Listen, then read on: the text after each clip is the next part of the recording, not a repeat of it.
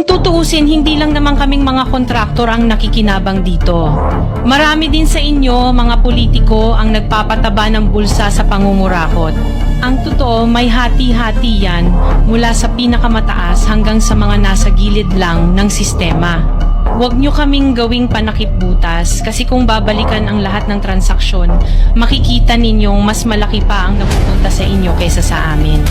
Lahat tayo alam ang laro, pero pag nahuhuli, kami lang ang tinuturo at pinarurusahan.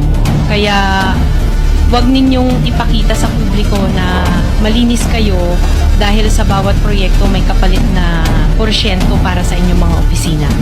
Ang sistema mismo ang nagtutulak sa amin na sumunod kung hindi kami papayag, wala kaming makukuhang proyekto. Pero sa likod niyan, kayo rin ang pinakaunang nagdidikta kung magkano ang dapat itabi para sa inyo. Kaya kung talagang seryoso kayong mag-imbestiga, wag lang kaming kontraktor ang sisihin.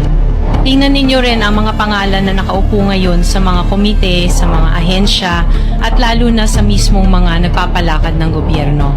Dahil sa totoo lang, pare-pareho tayong nasa iisang lamesa, iba-iba lang ang laki ng parte na nakukuha. Kawawa po talaga ang mga mamamayang Pilipino kasi ninanakaw lang natin ang kaban ng bayan. Pera ng taumbayan pero tayo ang nakikinabang. Hindi ba tayo nahiya? Ang mga mahihirap mas lalong naghihirap. Kaya tama na ang pangungurakot natin.